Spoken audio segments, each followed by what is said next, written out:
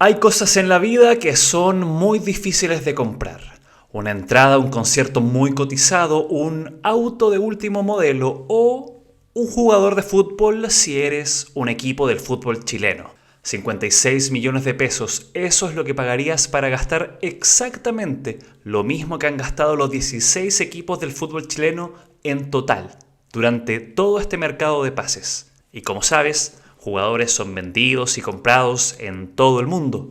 Sin ir tan lejos, más de 70 han sido transferidos al otro lado de la cordillera, llegando a gastar la módica suma de 57 millones de euros con el mercado aún abierto. En Europa, incluso los equipos que recién subieron a primera división en sus respectivas ligas, sin problemas, abren su billetera. En España, Italia, Inglaterra, Alemania o Francia, invertir en jugadores es cuestión de todos los días. Y en el resto del continente también. Comprar jugadores resulta una de las maneras más rentables para estos equipos de países de segundo nivel europeo hacer grandes negocios al mediano y largo plazo. Millones de euros moviéndose de un lado a otro, pero ¿habrá algo que esté pasando en Chile que haga que todo esto sea tan diferente? ¿Qué hace que en nuestro país los tres equipos grandes gasten 0 pesos en el mercado de transferencias? Descubrámoslo, porque detrás de todo esto quizás hay cosas que no nos estamos dando cuenta.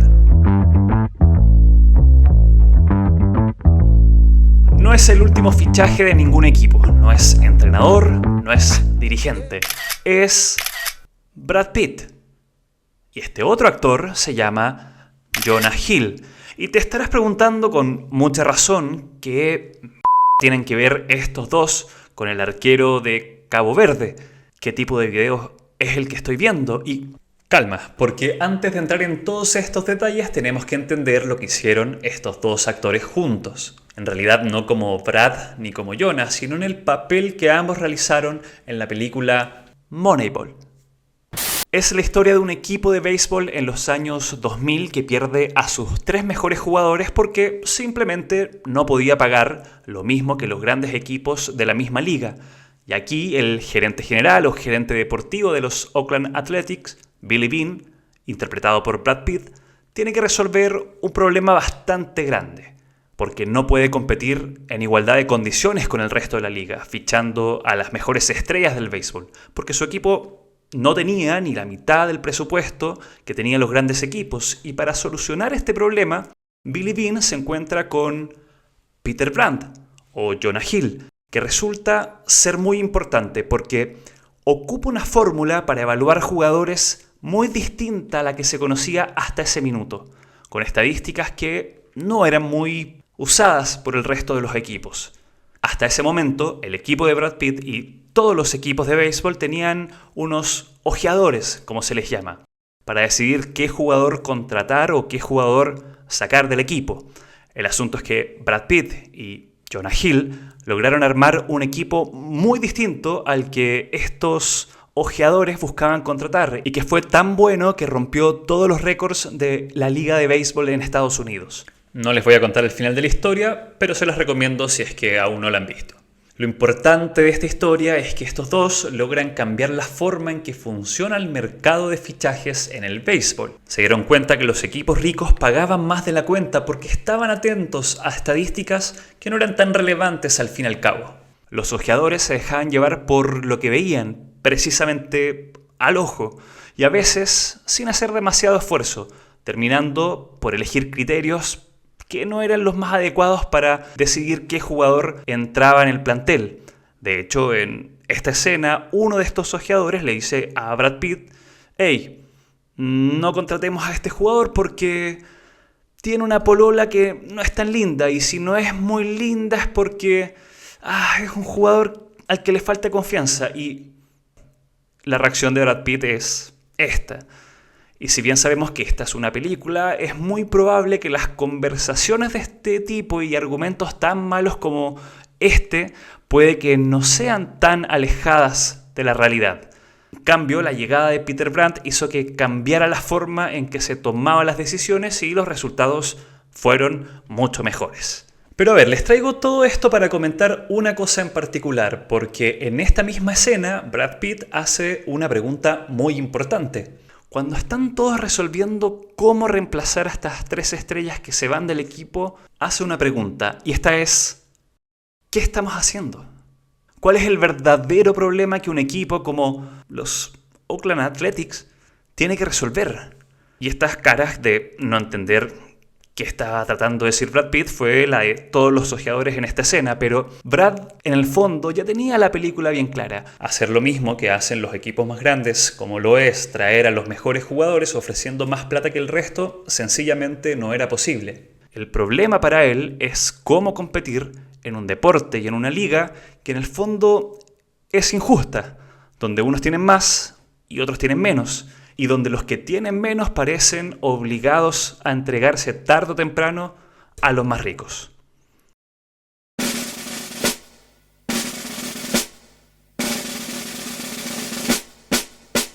Entonces, volvamos al fútbol.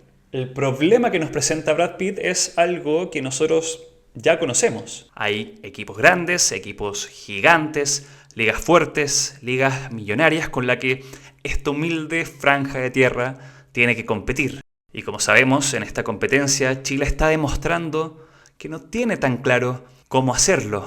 A ver, no es algo que yo esté inventando, este es el panorama de este mercado. Y es particularmente extraño que esto esté pasando en nuestro país cuando hay casos en el extranjero sobre todo que nos dan buenos ejemplos de qué hacer si miramos en el lugar indicado. Déjenme mostrarles un ejemplo antes de llegar a todo esto.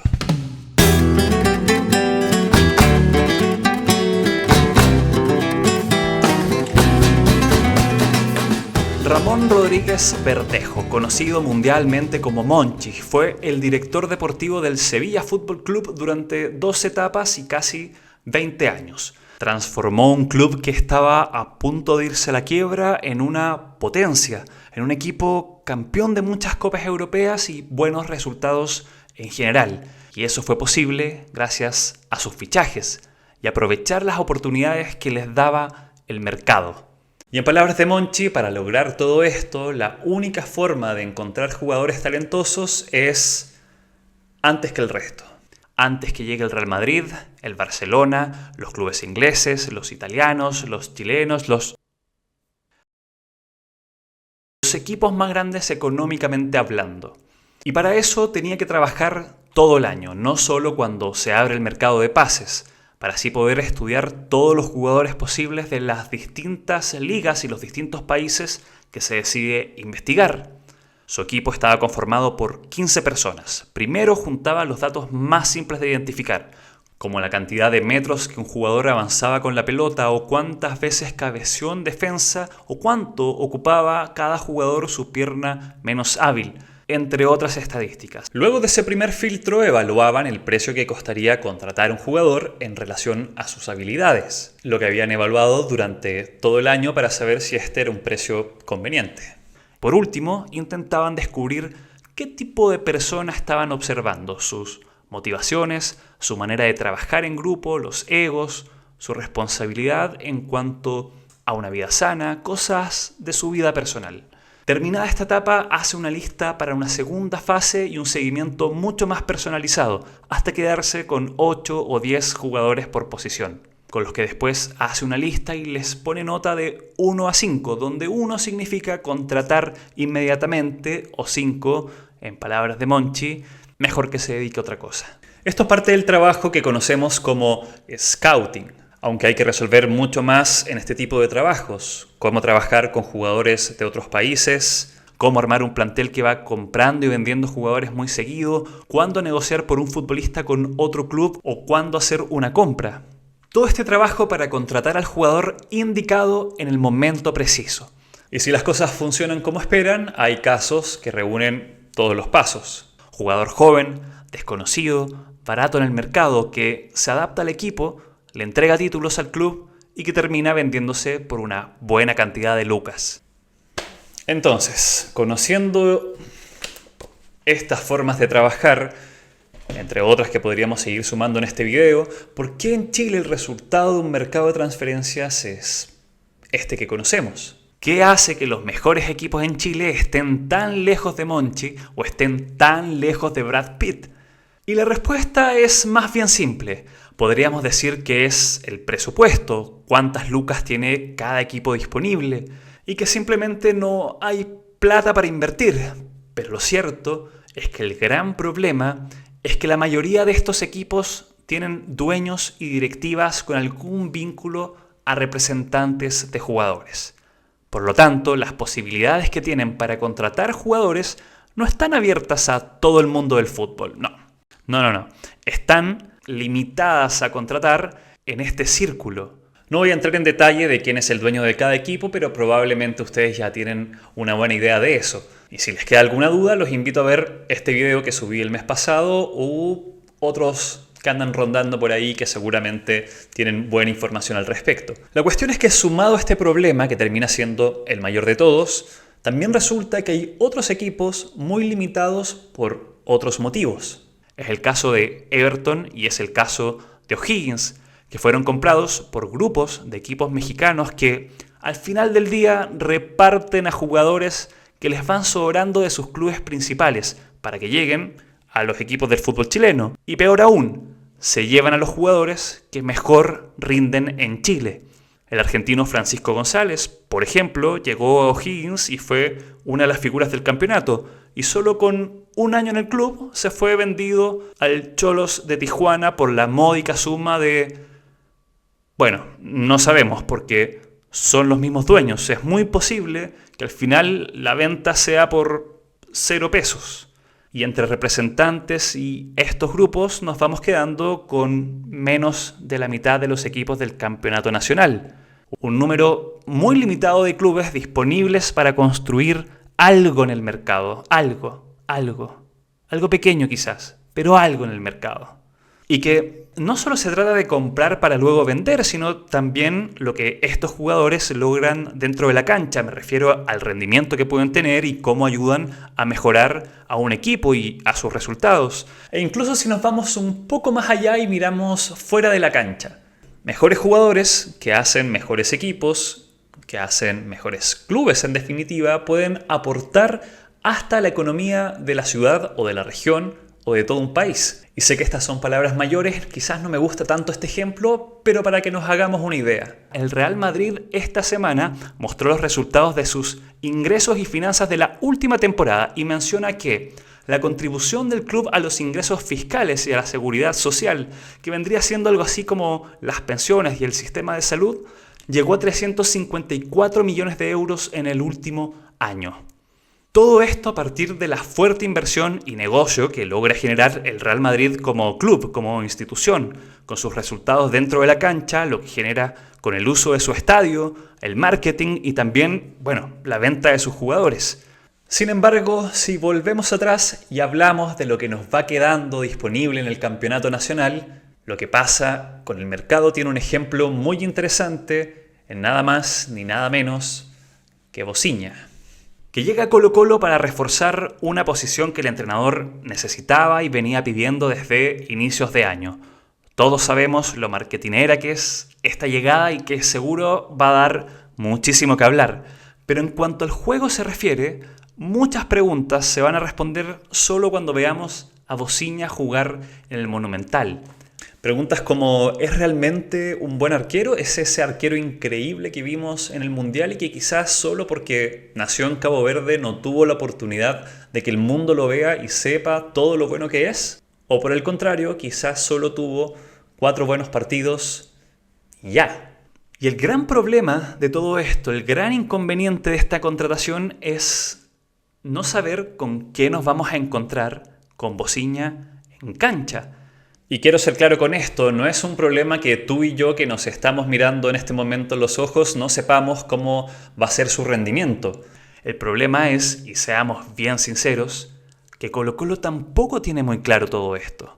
Y ese es un gran problema, porque suponemos que un equipo grande como este debería tener un equipo de trabajo, como este que hablamos antes, con personas a cargo, gerentes deportivos, ojeadores que están para estos momentos, y que ellos no tengan idea cómo va a resultar una contratación, ese sí que es Un gran problema, porque nadie en Colo-Colo vio un partido de Bociña antes del Mundial. Ni en la segunda de Portugal, ni cuando jugó en Chipre, ni en su paso por Cabo Verde. No tengo la certeza de esto, no he hablado con Daniel Morón o con Jaime Pizarro, que al parecer ahora está a cargo de todo esto, para saber si alguno de ellos dos ha visto algún partido de Bociña antes del Mundial, pero ¿para qué nos vamos a mentir? Y el asunto no es si es que Bociña juega bien o juega mal o juega más o menos este campeonato. De hecho, yo creo que podría irle muy bien y ser muy útil, pero la cuestión es, como dijo Brad Pitt en Moneyball, ¿qué estamos haciendo? Porque uno de los pocos equipos disponibles en Chile para hacer algo que no tenga necesariamente que ver con los representantes termina tomando este camino, en vez de hacer el trabajo y observar distintos países y jugadores en Sudamérica para encontrar quizás jugadores con talento, con habilidad y sobre todo para encontrarlos en el momento preciso y así poderlos traer a una liga como la chilena, que bien sabemos no es Europa, no es Argentina, tampoco es Brasil y por eso es aún más importante hacer todo esto. Porque a la larga este camino más corto termina siendo el camino más costoso, pagando sueldos más altos y sin una posibilidad de hacer una venta en el futuro, con rendimientos que a veces salen bien y a veces no salen tan bien. Al fin y al cabo, incluso un equipo como este termina fichando jugadores que llegan ofrecidos por representantes. Y no lo digo yo, es algo que se repite en cada entrevista cuando se pregunta sobre estos temas en el mercado. Entonces llegamos a estas fechas, a los mercados de transferencias y nos preguntamos cuál es la estrategia de los equipos en Chile, porque parece que no está muy clara, o lo que es peor, parece que no existe una estrategia. Y les prometo que me gustaría estar hablando de otros equipos, no solo de Colo-Colo, pero la situación en el resto es no muy distinta o incluso es peor. Quizás Bociña juegue increíble, de hecho yo quiero que juegue increíble porque yo soy hincha de Colo-Colo y además me cae muy bien. Pero esta contratación demuestra, en mi más humilde opinión, que Colo-Colo no está haciendo todo lo que un equipo realmente serio tiene que hacer para competir al nivel que se espera de Colo-Colo. Y no solo Colo-Colo, es todo el fútbol chileno. Porque al final mejores equipos hacen mejor a toda una liga. Y mejores ligas y mejores equipos resulta que pueden ser también un aporte a todo el país, que no es poca cosa. Y no digo con esto que los dirigentes del fútbol chileno después de este video tengan que llegar a sus casas a ver Moneyball, comprarse el libro de Monchi, que por cierto lo recomiendo, porque estrategias de este tipo hay muchas para tomar como ejemplo y convertirlas en algo que después sea más bien una construcción propia. El Brighton en Inglaterra contrata jugadores sudamericanos o de otras partes del mundo que suelen tener muy bien desarrolladas sus habilidades más técnicas, pero que quizás no tienen tan resueltas sus habilidades físicas y es ahí en el club donde desarrollan puntualmente este asunto. O tomando otro ejemplo, en Alemania el Borussia Dortmund contrata jugadores con menos de 20 años para también desarrollar sus habilidades antes que estos jugadores despeguen definitivamente y lo vienen haciendo hace un buen rato atrás con bastante buen ojo para encontrar talento. En fin, los menciono para dar a entender que estrategias existen un montón, pero el gran problema es que mientras esté sucediendo esto o esto, la situación en Chile probablemente no va a cambiar demasiado. Al final, cuando escuchen todo el resto del campeonato, si el fichaje de Bociña es bueno o es malo, y tengamos a todos estos expertos debatiendo al respecto, simplemente no es el punto. El problema es la falta de un trabajo serio, la falta de un trabajo en las contrataciones del fútbol chileno. Y hasta acá el video de hoy, muchas gracias por verlo hasta el final. Recuerden suscribirse, comentar, compartir, darle like, todo lo que haga falta para que este canal siga creciendo, este humilde canal siga creciendo y podamos seguir conversando de fútbol y en particular de fútbol chileno. Cuídense, pórtense bien y nos estamos viendo en un próximo video.